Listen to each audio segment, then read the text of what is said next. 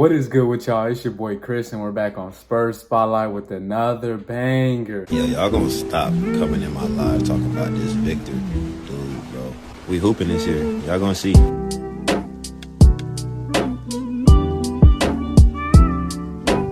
Alright, team. Today, before I get into anything, I actually want to show y'all my shirt. I just picked it up from the store, you know what I'm saying? The Rookie of the Year, Victor Wembanyama shirt. We had to scoop it when I saw it at the store, you know. But today, we have a video where we're going to look at Numbers on the Board podcast where they talk about Devin Vassell. Now, the video was breakout players for the next season, where they're kind of predicting and going over players where they think are going to have a breakout season next year. And one of the players they mentioned was Devin Vassell. So, with that being said, let's go ahead and give it a listen and see what they said about Devo, young Devo. Got the Beat headphones. Come on, let's hear it. Right. Like, these teams are stacked. Yeah. You know? Speaking of that, Devin Vassell is the obvious candidate. Yes. He broke out a little bit last season, but he could do it even more last season. I was looking at him too. Wasn't he? I think he was at 20. 19.5. He was basically at 20, so he's going to have to. He's at 20.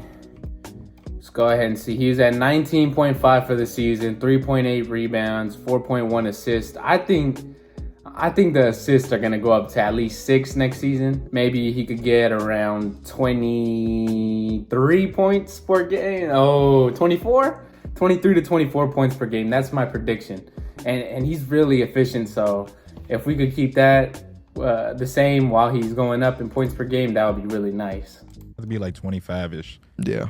25 points per game. It's going to make everything so much easier for all of those For guys. sure. And Chris Paul not going to take any shots away. If anything's going to add it. He's just going to make them easier for you. Second half. That is true. Chris Paul right here is like Trey Jones, but like he's obviously better than Trey Jones just by his IQ and what he brings to as a floor general. He is going to make it so much easier for players like Devin Vassell to get easy buckets. Last season, Devin Vassell had to work for every single bucket he got because he did not have a point guard to set him up, especially when Trey Jones wasn't on the court. And Trey Jones, sometimes, he's still young himself, so he made mistakes too. He's not perfect. Vassell, Sohan, Wemby, Champagny, even Keldon, if he's still on the team, are going to get easy looks. And Chris Paul's at a point to where in his career where he's not fighting for these stats. You know, he just wants to provide wins. And he wants to show that he provides value. And he's going to do that on the Spurs, man. So I'm excited. I'm hyped. And let me just say this real quick. Kenny right here, KOT4Q, or Kenny Beecham, if y'all don't know him, he's one of my favorite YouTubers, man. He's a real ball knower. He drops gems. So go ahead and go watch him. If you're watching me, I'm pretty sure you know who Kenny is. But if you don't, go ahead and go check him out, man. For the season for Devin Vassell was really, really good. And obviously the advanced stats say that when him and Wemby and Jones were on the court together, they were a real basketball team. Now you got Chris Paul in that place for Jones. Second half of the season, he averaged 21 points per game, 5 assists, 4 rebounds on 48, 39, 80 shooting splits. 39% is crazy. Yeah, really, really good season.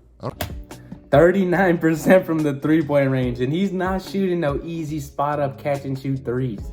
He's shot creating for himself. He's a sniper. With Chris Paul, I believe Devin Vassell could go up to a 40% three-point shooter. He could very well be 50, 40, 90 next season. I don't know about the 90 on free throw because he only shot 80% from the free throw last season. But even though he was already efficient as it is, I think adding Chris Paul to that can only make him better. He can also show Devin Vassell some stuff in that pick and roll. So we pulled up Devin Vassell's stats right here. And as you can see, he's only gone up every single year. Although he only played 38 games this year, this was really his breakout season.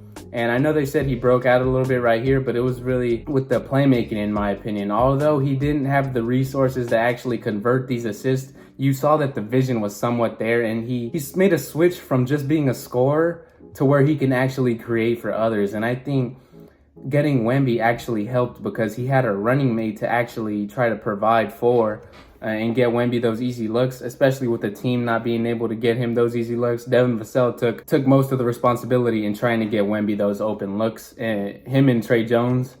But yeah, I feel like Devin Vassell actually could become a most improved candidate if he could bump this up to maybe 24 and and 24 and 6 on still efficient shooting, and we win more games than we did last season, maybe 35. I could see him getting in that conversation. I don't think he'll win it, but I do think that he is going to be in that conversation. And this is why I don't want to trade Devin Vassell for Lauri Markkanen. Lauri Markkanen is 28.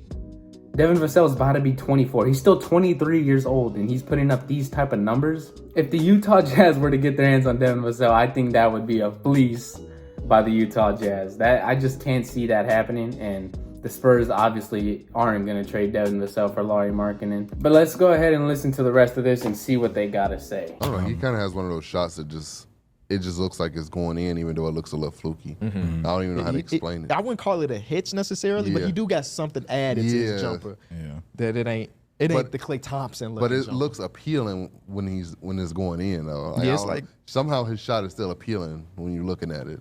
To me, at least. Yeah. It's something about something about an unorthodox shot that goes in is very appealing. Like Kevin Martin. Yes, or like a Joey. Oh no, yeah, his jump shot isn't as bad as Kevin Martin's. Kevin Martin's was ugly.